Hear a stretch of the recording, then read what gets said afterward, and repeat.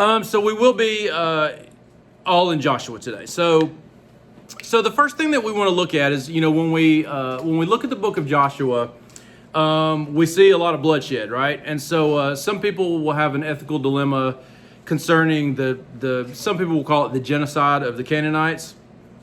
When we read about the killing of every man, woman, and child during the conquest, it will spark several questions. And oftentimes people will want to differentiate between God in the Old Testament and passages like this or books like this, and then Jesus in the New Testament. And they'll say, well, how can you reconcile Jesus' message of love and mercy in the New Testament with, for instance, the Canaanite genocide in the Old Testament? Note that Jesus, however, is clearly depicted as judging evil in the New Testament, right? And so Matthew 13:41, these are going to be short verses that I'm just going to kind of throw out there. So don't worry about trying to get to them. I'll read them, obviously. So Matthew 13:41, for instance, says, "The Son of Man will send his angels, and they will gather out of his kingdom all causes of sin and all lawbreakers," right? So that's an issue, is those who cause sin, right? So bad influence. You can think of it as bad influences, which will be directly related to the land of Canaan. John 5:22 and then 5:27 says, "For the Father judges no one, but has given all judgment to the Son. And he has given him authority to execute judgment because he is the Son of Man." Revelation 19:11 says, "Then I saw heaven opened, and behold, a white horse. The one sitting on it is called Faithful and True, and in righteousness he judges and makes war." And note that clearly in Revelation 19:11, Jesus is the rider on the white horse. For now, you just have to take my word for it, right? You can watch my Revelation Bible study on YouTube and get to there. So note that the Old Testament presents the conquest of Canaan as judgment for their evil deeds, right? So the Canaanites are being judged. We have already established from Job that we can prove God's wisdom and we can prove God's power. So therefore, we must assume God's justice, right? And so that's kind of what we have going on here. This is very similar to God's judging those in the flood, or even the Egyptians, right? So the death of the firstborn throughout Egypt, you have that passage. Of course, you have the flood where everyone is judged except for Noah and his family. And so again, even in the flood, clearly the point there is judgment is for sin and evil deeds. So God can judge people based on his perfect knowledge. Note that this judgment is announced in Genesis 15:16. It says, "And they shall come back here in the fourth generation, for the iniquity of the Amorites is not yet complete," right? And so it talks about coming back out and judging again once the iniquity of the Amorites is complete. And note that the Amorites are going to be just kind of thrown in there as a name for Canaanites in general, because you'll have just Canaanites, then you'll have all of those different groups that are listed among the Canaanites, and you have all of that. So you have that same idea. It would even seem that they were being given more time from that passage right there, right? Their iniquity is not yet complete. So if their iniquity is not yet complete, that means that they still have an opportunity to straighten up and get things right. However that works out for the Amorites. So it would seem that they were being given more time, which is the understanding of a book called The Wisdom of Solomon, right? And so again, sometimes we talk about books that are outside the Bible, and the Wisdom of Solomon is in what we call the Apocrypha, right? So that's the extra books that are in the Catholic Bibles. Again, we as Protestants, we do not see those books as divinely inspired, right? However, again, why are they useful? Because they tell us how Jewish people believed during that time period, right? And so Wisdom of Solomon 12:10 says, "But judging them," talking about the Canaanites, "little by little you gave them a chance to repent. though you were not aware that their origin was evil and their wickedness inborn, and that their way of thinking would never change. So the point that the author of the Wisdom of Solomon is making is that the Canaanites were so evil that no matter how much time you gave them to repent, they're never going to repent. They're never going to turn their ways because they were so evil. And so you have that idea again, and I gave the example that's kind of a crazy example, but it's the example I gave before, where if you had perfect knowledge and you could go back and little baby Hitler in his crib or whatever, and you had the opportunity to save millions of Jews and all of that by smothering out little baby Hitler, that would obviously again be a horrible decision. But if you could save millions of people, that would be a bit of an ethical dilemma. Well, God, in his perfect knowledge, he does know all of those things, right? He doesn't. You would question, obviously, you'd be like, I don't know, this is just wrong, right?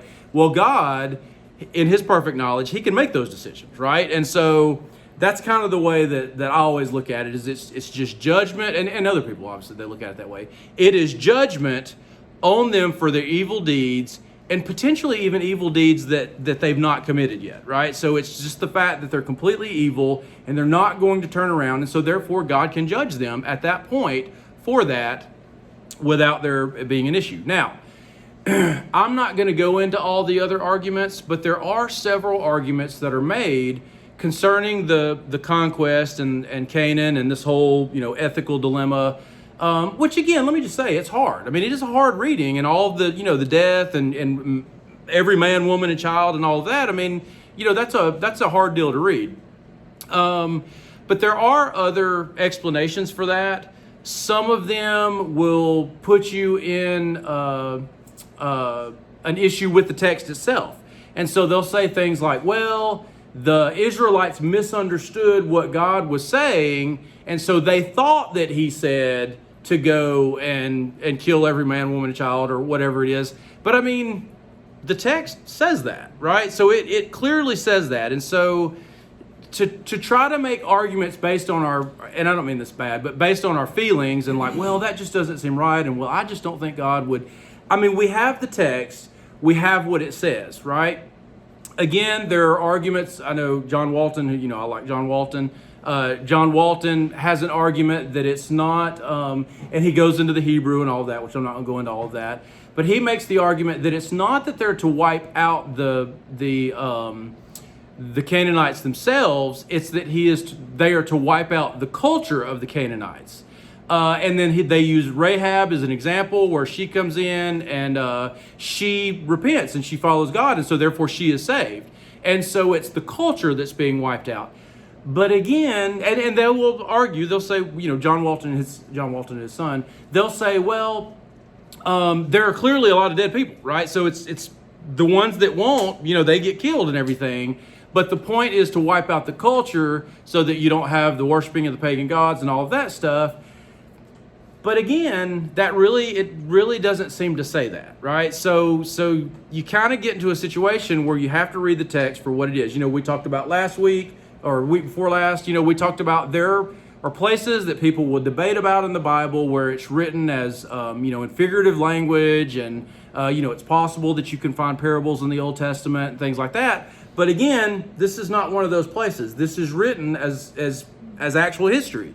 And so therefore we have to take it for what it says. And what it says is wipe out every man, woman, and child in these places. And again, we get different reasons. It's about the later idolatry and following their gods and all of that. And I'll get to it in a little while, but that's exactly what happens. And they do become a snare, and it's exactly what God says is going to happens. And then that ends up messing up Israel and getting them eventually exiled. And so it happens exactly the way God said that it would if they weren't careful. In Deuteronomy, the judgment oracles in Deuteronomy, it's exactly what it says will happen. All right, Rahab in Joshua 2, 1 through 24. Note that it says that she's a prostitute. So interestingly, in the second millennium BC, so this would be between 2000 and 1000 BC, innkeepers were generally associated with prostitution. And so if you had an inn and you allowed people to stay there, chances are, it was a brothel as well, right? This changes into the first millennium. That changes where an inn becomes more of an establishment for. So basically, you could say, okay, whereas from 2000 to 1000, basically an inn was a place for prostitution, sleeping, and drinking. Whereas when you go into the first millennium BC, it becomes more of a place for sleeping and drinking, right? And so you kind of have that changeover where it's not necessarily considered a place for prostitution. Note that the laws of Hammurabi, which we talked about in the past, prescribe death for an innkeeper who does not turn over criminals. So, for instance, it says if there should be a woman innkeeper in whose house criminals congregate, and she does not seize those criminals and lead them off to the palace authorities, that woman innkeeper shall be killed. And so note that the laws of Hammurabi are around 1750 BC. This that we're talking about is going to be around 1400 BC if you take the early date, and around 1200 or so if you take the later date. But we'll say 1400 or so. So it's about around that time period. And so you have that idea that if you harbor criminals, then you could be put to death in your inn. And so that seems to be what's going on here. Is it seems to be that maybe she has an inn, and so I know it refers to her house, but it could still be an inn. And so that's why you would be taking these people in. Why would people show up at her house? Well, if she has an inn, well, they show up there, and that would be the place that you would go, and you would look for information, and you would hang out, and you would hear people talk and all that, which is exactly what they would do. And who else would be at the brothel inn? Soldiers, right? You would have soldiers from Jericho would be there, and so it makes a lot of sense. It's pretty logical. Note that in Joshua 2, 8 through 11, it says this. It says, "Before the men lay down, she came up to them on the roof and said to the men, 'I know that the Lord has given you the land, and that the fear of you has fallen upon us, and that all the inhabitants of the land melt away before you. For we have heard how the Lord dried up the water of the Red Sea before you when you came out of Egypt, and what you did to the two kings of the Amorites who were beyond the Jordan, to Sihon and Og, whom you devoted to destruction. And as soon as we heard it, our hearts melted, and there was no spirit left in any man because of you. For the Lord,'" and notice it's capitalized, so she says, "for Yahweh, your God, he is God in the heavens above and on earth beneath," right? So that's a pretty major statement of faith, right? Remember when we talked about the law code in the Old Testament, and we said that part of the deal with the law code was to again, if a king wanted to establish himself and his reputation, he would institute a law code, right? And so people would then look at his kingdom and they would say, "Hey, this king, he establishes law and such in his realm." And so then we talked about Yahweh, and we said Yahweh establishes law amongst his people as their king, and he establishes law amongst his people, and that would help his reputation from people outside. And then we said, note that his reputation is good whether his people follow the law or don't follow the law, because it's just like kids, right? So, when you're good to your kids and your kids act right and everything, people look and they're like, "Oh, that's great." And then, but when your kids are bad and you punish your kids, people also look and say, "Well, see, they punish their kids, right?" And so they expect, they have high expectations for their kids or whatever. Well, it's the same thing here. So notice that this whole passage here is not necessarily about the law code, but it is about the reputation of Yahweh. And so Yahweh does have a reputation among the people, and it's that Yahweh is with his people and he helps them in battle and all of that. And so it's gone all the way back to leading out of Egypt and the Red Sea and all of that. And so Yahweh has a major reputation, and Israel as his people, they of course have that reputation as well. So that's a positive thing. They are a light to the nations in such a way that people are looking and saying, "Man, they don't play around and their God doesn't play around." And so here you have, Rahab, where she is, comes to faith, at least in Yahweh as a powerful God. Note that Rahab is specified in the line of Jesus. What's interesting about that, other than, just her particularly, what's interesting about that? We've talked about this in the past. In a genealogy, do we normally have women? How does she fit in it? Do what? How does she fit in it? We're going to read it. Okay. We're going to read it. But notice that, wait, you're talking about in the genealogy?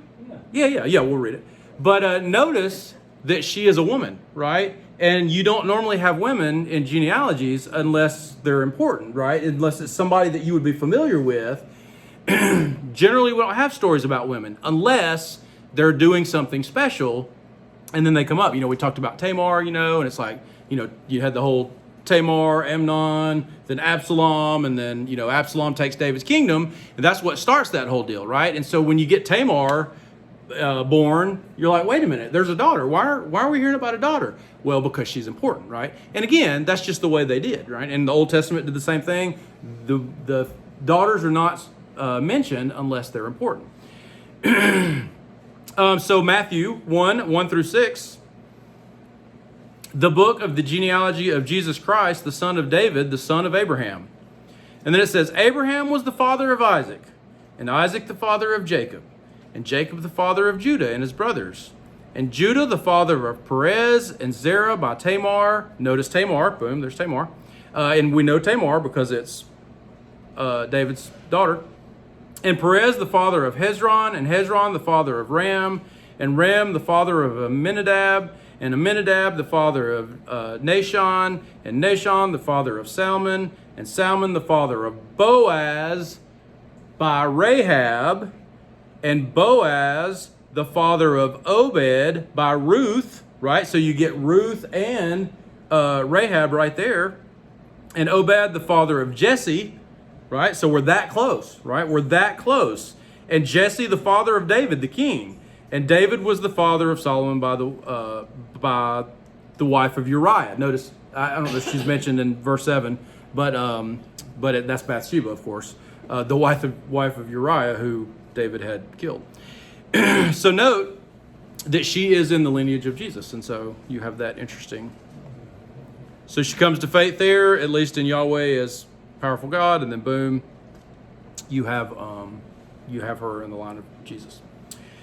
And Joshua 3, you have the parting of the Jordan, where Joshua was going in, and he technically they take the Ark of the Covenant down there. Note that they have the Ark of the Covenant, and the Ark of the Covenant is like a long distance out in front of them, right? And so again, that symbolizes Yahweh's presence with his people, and they can all see it, right? So it's so far ahead of them that pretty much everybody can see it in their lines as they're marching. And so everybody's able to see Yahweh going ahead of them, right? In the symbolic,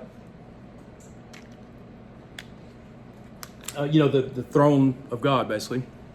So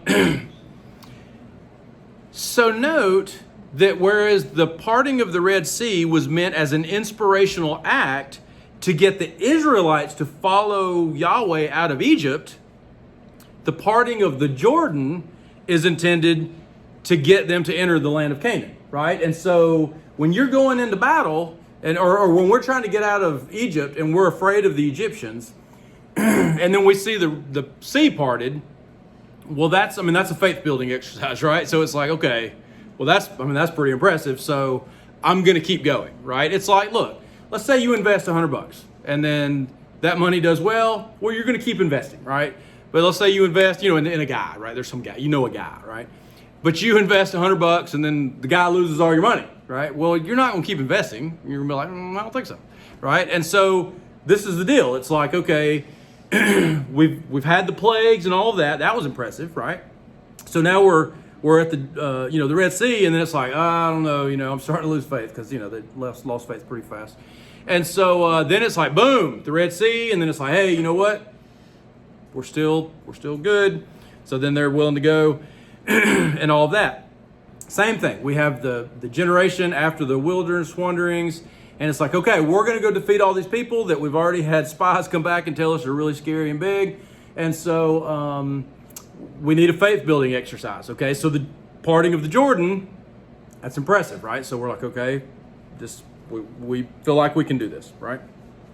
There you have it. Then you have Passover at Joshua 5:10 through 12. So we're going to celebrate Passover at Joshua 5:10 through 12. It says, while the people of Israel were encamped at Gilgal, they kept the Passover on the 14th day of the month in the evening on the plains of Jericho. And the day after the Passover, on that very day, they ate of the produce of the land, unleavened cakes and parched grain. And the manna ceased the day after they ate of the produce of the land. And there was no longer manna for the people of Israel, but they ate of the fruit of the land of Canaan that year. Okay, so there's several things that are going on here. First, they're celebrating Passover, right? And so that, of course, commemorates God fighting for them and their salvation from Egypt and from death by the Egyptians, right? And by God himself, who sends death during the Exodus. Just as they are about to leap out on faith again. So as we sit here and celebrate Passover and we renew all the what happened during all that time, again, it's going to build our faith because we're like, man, yeah, those were the days. That's kind of what it is. It's like if you ever watched Napoleon Dynamite, which most of you probably never did, but it has Uncle Rico on there, and he's constantly living back his glory days when he was a quarterback, and he's like, if only I had played the game, the championship game, then I could have been somebody, right? And he lives his whole life doing that. And of course it's funny, and he throws a steak at a guy on a bicycle, and that's pretty funny. I'm just saying, it's funny.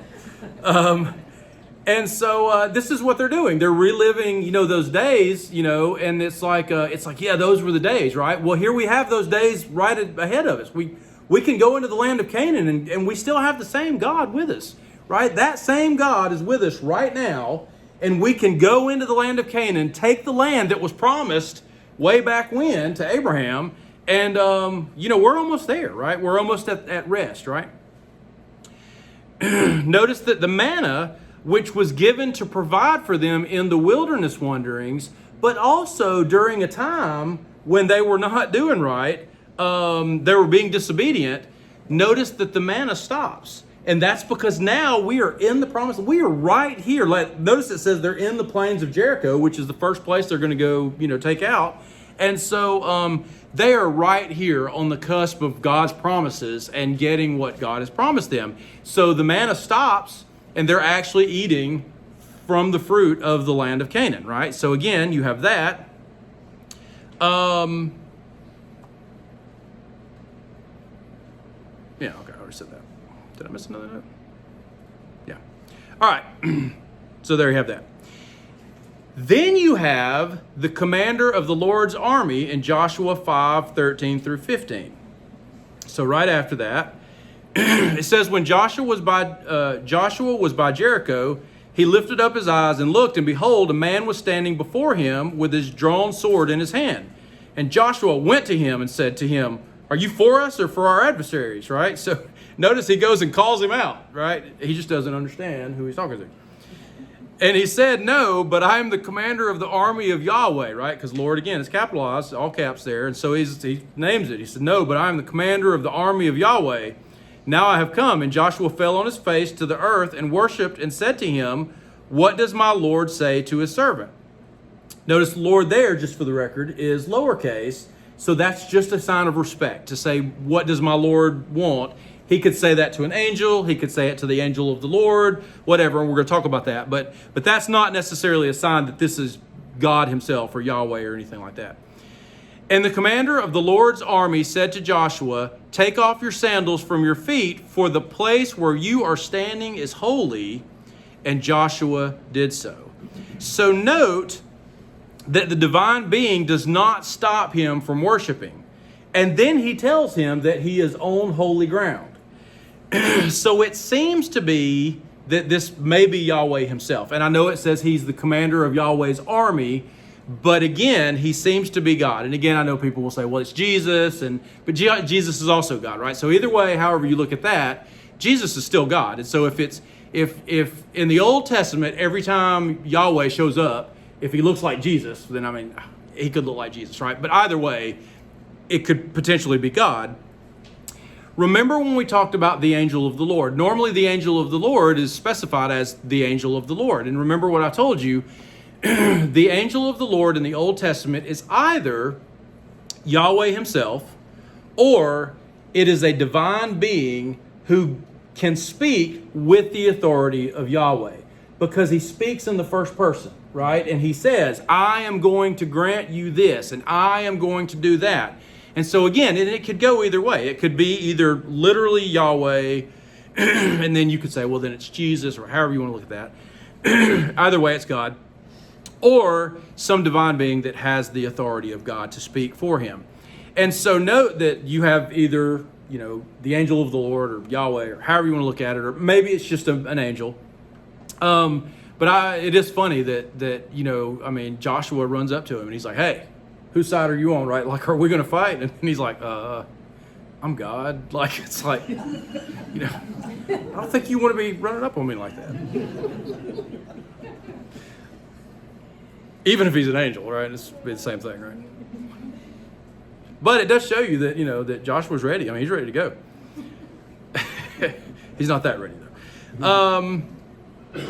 It would seem that, so therefore you have, the angel of the Lord or this divine being, let's just say that.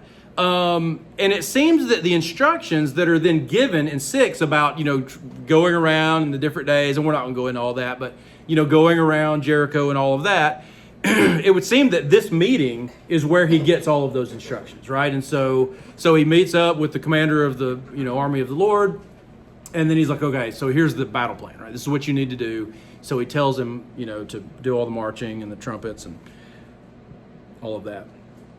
Notice that this appearance shows that Yahweh will be taking his place as the warrior God and fighting with Joshua.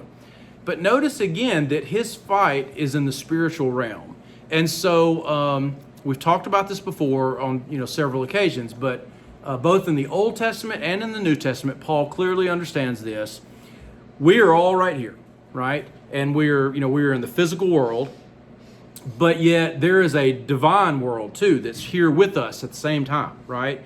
And so, Paul talks about the powers and principalities and all of that, but he clearly sees that happening. And as I've said before, you can look at Revelation 12, 1 through 6, which talks about the woman clothed in the sun, with the sun and the stars, which goes back to Genesis 28, which is Joseph's dream about his mother and father, who are the sun and the moon, or moon and the sun, and his brothers, who are the 11 stars, but in Revelation it's 12 because it's the 12 tribes of Israel.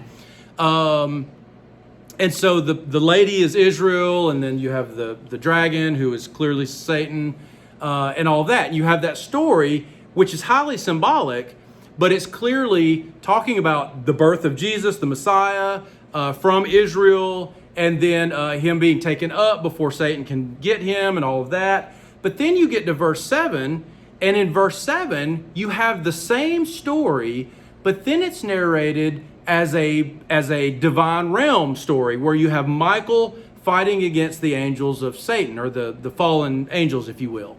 And so it's the same story told from two perspectives. One is the earthly perspective, again, highly symbolic, but the earthly perspective. And then you have it again told from the divine perspective and what's going on in the divine realm, while the same stuff is going on the earthly realm. So you have that whole deal here. And so you have what seems to be God here to fight a spiritual battle. Now, again, we've talked about, they believed in the ancient world that the gods were doing the fighting, right? And so when you go to battle against other people, you're certainly fighting. I mean, there's no question you've got swords and spears and things coming at you, but ultimately it's the gods who are doing the battle. And so what this would show Joshua is that God's here. He's here to fight, right? He's going to fight with you. And again, he's going to be the ultimate determiner as to who wins this battle, right? If the gods aren't fighting, then you're just, you're really not doing anything except killing each other. Okay, then you have Jericho, and we're just going to talk about the whole idea of the devoted things. That is in Joshua 6, 1 through 27, the whole Jericho. We're going to look at Joshua 6, 18 through 19. And then 26.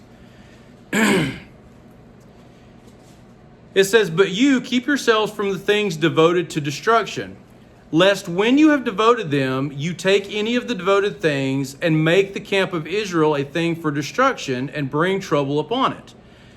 But all silver and gold and every vessel of bronze and iron are holy to the Lord. They shall go into the treasury of the Lord." And then 6:26, it says, "Joshua laid an oath on them at that time, saying, 'Cursed before the Lord be the man who rises up and rebuilds this city Jericho. At the cost of his firstborn shall he lay its foundation, and at the cost of his youngest son shall he set up its gates.'" Notice that a guy named Hiel of Bethel rebuilds the city at the cost of two of his sons, as stated it would happen here in 1 Kings 16:34. It says, "In his days, Hiel of Bethel built Jericho. He laid its foundation at the cost of Abiram, his firstborn, and set up its gates at the cost of his youngest son, Segub, according to the word of the Lord," which they're quoting back here, this Joshua passage, "which he spoke by Joshua, the son of Nun." And so it is rebuilt, and exactly what was said would happen, happened. And so he loses, the guy that rebuilds it, loses both his firstborn son and his youngest son. You have a rationale for a similar destruction that can be found in Deuteronomy 13:12 through 16. So why? So what's the deal? Why can't we rebuild Jericho? Deuteronomy 13:12 through 16 says, "If you hear in one of your cities, which the Lord your God is giving you to dwell there, that certain worthless fellows have gone out among you and have drawn away the inhabitants of their city, saying, 'Let us go and serve other gods, which you have not known,' then you shall inquire and make search and ask diligently. And behold, if it be true and certain that such an abomination has been done among you, you shall surely put the inhabitants of that city to the sword, devoting it to destruction, all who are in it and its cattle with the edge of the sword. You shall gather all its spoil into the midst of its open square and burn the city and all its spoil with fire as a whole burnt offering to the Lord your God. It shall be a heap forever. It shall not be built again." And so the point is that it is set aside as an offering to God, just like any other offering. You can't go and start eating the stuff that's supposed to be given to God, right? Well, here we can't live in the city that's devoted to destruction and it's set apart for God.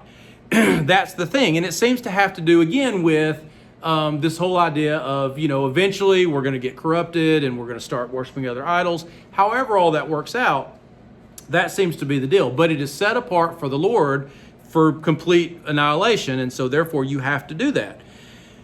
So then you get to Joshua 7, where we find that Achan steals dedicated items. And so he steals stuff that was supposed to be dedicated to the Lord.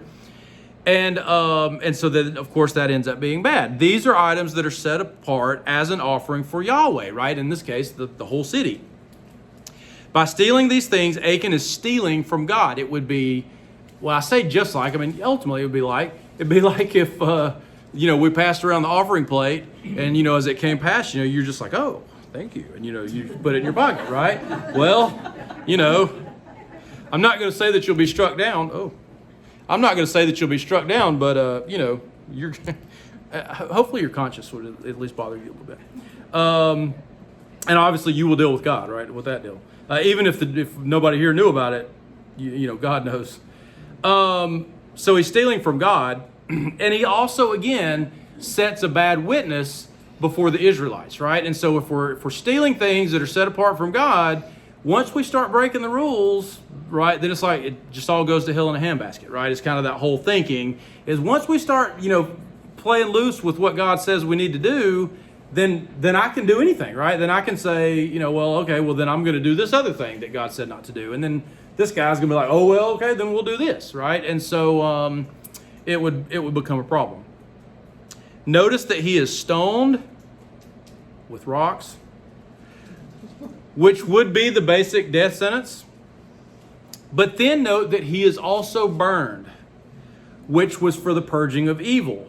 note that the cities that are set apart for the Lord are burned, right? And so he is burned, and his family is burned, right? They're killed and burned. At least some of them I think are burned. But he's definitely he's stoned to death. His family is stoned to death, and so then he is burned. All right, question from last week. Note that Levi doesn't get land, the tribe of Levi doesn't get land in Joshua 13:14, but then does in Joshua 21, right? So it's like, well, wait a minute. What does that all have to do with? So they don't get a parcel of land for their whole family to live on, right? But they do get Levitical cities. And that's simply places for them to live. And they do get grazing land for their cattle and such. So what ultimately happens, everybody's clan gets a big city, if you will. Let's just call it a city, right? They get their own city. Whereas, well, in all fairness, it's bigger than that, right? It may have multiple cities, but they have one big place, right? Whereas the Levites, they don't get that. They go to different cities throughout Israel in different areas because they are there to help with worship and all of that different stuff. So they don't get one big cohesive piece of land where they can grow crops and all of that and leave to their kids over, and for their specific clans and all of that. Keep that in mind too. Whereas the other place, like let's say that you're in Dan, right? Let's say you're of the tribe of Dan or even Manasseh. They get two sections. Let's say I'm in Dan though. So I get this big place that's Dan, but then each family in Dan, they get their own place in Dan, whereas the Levitical priests, they don't get that. They get cities, but they don't have one big place where the whole family gets to live together and sit out on the porch and all that good stuff. Wow. All right. So I'm actually in the last part, which shouldn't take that long, but I'll take questions.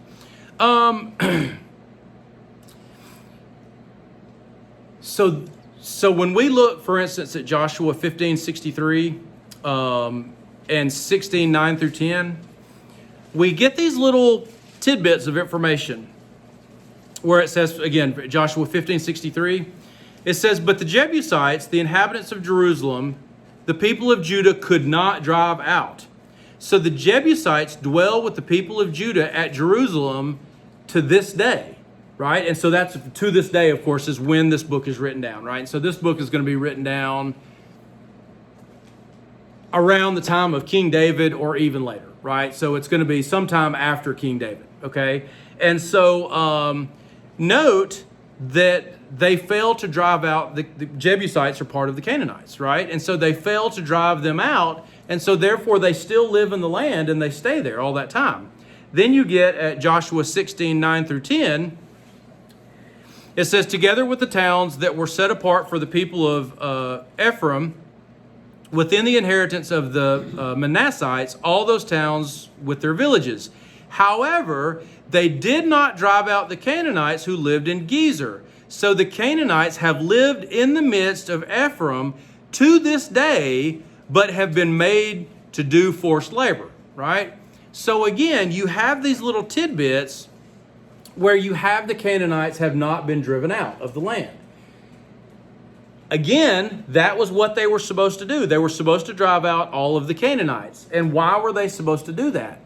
Again, because the Canaanites would have become a stumbling block for them if they stayed around. And that's exactly what happens, right? They continue to be stumbling blocks for the Israelites throughout their time. Now look, of course, part of that is the Israelites are not strong. And listen, let me just say, I'm not saying that we would be any better, because we're not either, right? So I'm not saying that we're better than they were, but I'm just saying they couldn't keep away from it. And again, let me just say, like, we look back at them and we say, well, how ridiculous that they worshiped all those other gods, right? Like, I mean, they would have to know that there's only one God. Well, no, they didn't know that, because they had all come from multiple gods, right? So it was very easy for them to go back to their old ways and worship these gods of all these people around them, right? It would be very easy. It would be like today. It would be like if you knew somebody who was an alcoholic, right?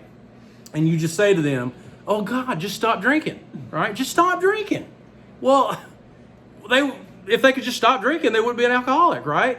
But then let's say that they stop drinking, right? They get so long sober or whatever, and then you invite them over to the house, and then you break out the alcohol, and you're like, "Oh, you can have a drink," or you don't drink because I know that you're an alcoholic, but if it's okay, we're going to drink, right? And I'm not making a statement about drinking or whatever on that, but certainly I think we can all agree that if you're with somebody who's an alcoholic, you don't need to be drinking, right? I think we can all agree with that. And so it would be the same thing. It would be very hard for that person to sit around and do that. My mom smoked from the time that she was 14. She's like 75. And so she smoked from the time she was 14 until she was 40, right? And that's one of the best things that my stepdad ever did for my mom was he told her that he would divorce her if she didn't stop smoking, right? And she's lived that. You know, she still lives that, and she's healthy as can be, right? She's probably healthier than I am. And so because she stopped smoking way back then, but she would talk about, like years later, like 10 years, 15 years, 20 years later, she would smell cigarette smoke and automatically she would want a cigarette, right? Like many years afterwards, right? Because again, obviously cigarettes are highly addictive. And so for us to look back at the Israelites and be like, "Oh, why couldn't they just worship Yahweh and be done with it?" It's because that's what they lived in, right? We have other problems today. And so because we didn't grow up with multiple gods. But we definitely have other issues, right, that we have to deal with. And so that's the deal. And so we get that through the kings, all the kings like Solomon, right? You think of Solomon, of course, it describes him as wise and, the wisest of kings and all of this stuff. Well, what does he end up doing? He ends up marrying, he's got all these wives, right? He's got, it's 700 wives, right? And 300 concubines, or maybe the other way around. But I think it's 700 wives and 300 concubines. Now, again, this is a political arrangement, most of this, because he's, making all these treaties and stuff. But then what does he do? He allows them to worship their gods, right? And I'm sure that's, it's just easy. He's like, they're like, "I want to worship him." And he's like, and there's 700, right? Or 1,000, really. There's 1,000. And he's like, "Okay, listen, new rule, just do whatever you want. I don't care." But then what does he do? Then he starts going with them and worshiping their gods, right? And so again, he does the same exact thing. And it even says, and you don't know it unless you understand the context, it says that he even worshipped the abomination of the Moabites, Molech. I think it's Molech, but it may say Molech and Chemosh. But either way, whenever you see Molech or you see Chemosh and that we worship them, we know that's bad, because how do we worship Molech and Chemosh? We sacrifice children, right? And so Solomon is allowing his children to be sacrificed, right, to these gods. And so again, we look back and say, "God, that's just crazy." Well, not if you lived in that world where, it's just what people did. And that's the deal, is it's to keep them away. This whole, conquest of Canaan, it's to get them settled in the land, wipe out all the things that could make us stumble, just like it said in Matthew, oh no. Man, we went a long way.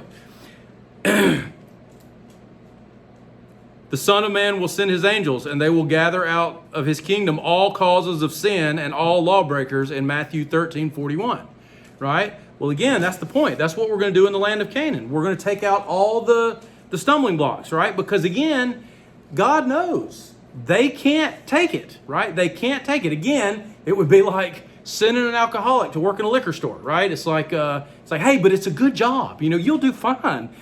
Okay, well, you're an alcoholic.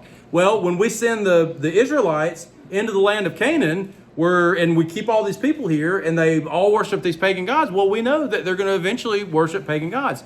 And again, you can read the Old Testament. It is very rare in the Old Testament that you get and you do get them, that you get definitive statements of there's only one God and Yahweh is that God. It is usually, if you'll just worship Yahweh exclusively over the other gods, then God's happy because he understands that they worship. Now, when you get to the exile in Babylon, and at that point, they're like, okay, we get it, right? You get to the New Testament times, they don't have that problem anymore, right? By the New Testament times, they only worship Yahweh, right? But throughout the Old Testament, now you get the Gentiles, of course, who are worshiping other gods. They're worshiping the Roman gods and the Greek gods, which are the same thing. But they don't worship the old Semitic gods and all of those gods. They're pretty much on board at that point. But throughout the Old Testament, it is just understood that they just believe that there's multiple gods. And so this is the deal with Joshua, is we've got to wipe out all the people so that we don't worship the other gods. We don't do that. We keep people around, we make treaties with some kings, and we're like, we'll just keep him. He's a nice guy. We'll keep him around. And then boom, we all end up corrupting. We end up worshiping other gods. And then eventually in 586 BC, we end up exiled, which is a really bad day for Israel. In Judah, particularly, the Israelites in the north are exiled at 722. And so, they end up exiled for this. And so it's a major deal. It's just something we don't have to deal with today. But anything that keeps our attention, when we talk about idolatry in the Old Testament, certainly we don't worship other gods. Most of you, I'm sure, have never worshiped probably another god. However, we do all kinds of other things that keep us away from our worship of God. And that's kind of the point, is that they were a stumbling block because we are putting our faith in other things other than God. And so that's what God wants. And he even settles for, if you'll just worship me and not worship those other gods, I'll be happy. But they wouldn't do that. We don't worship other gods, but we do all kinds of other things that keep our attention away from the worship of God, right? So, it's like, how many times have you thought, I think I'd like to do Bible study, but then you're like, you know what, I'm just tired from work. I think I'll just turn on the TV and watch whatever, right? And so those are things that are fighting for our attention from our worship and our time with God. All right, any questions? And again, I'll condense some of the weeks so that we can kind of catch back up, because we missed some time or whatever. But do you have other questions or anything? What does Joshua 21:43 says that the Israelites gained all the land God had given to them, and there failed nothing of any good thing which the Lord had spoken in the house of Israel. All came to pass. That's not really true, because there were still Canaanites in the land. So technically I guess, and I'm not saying definitively, I'm just saying, I guess I would say that they do get the land, but then they allow those other inhabitants to live there, which they're not supposed to do. So they technically get it, and they get all the land, and it even says, right? So they get in the land, but then Yahweh says to them, you have to continue fighting them and get them out, completely. So they settle in the land, and then it's understood that they're supposed to continue, sending those people out of their land.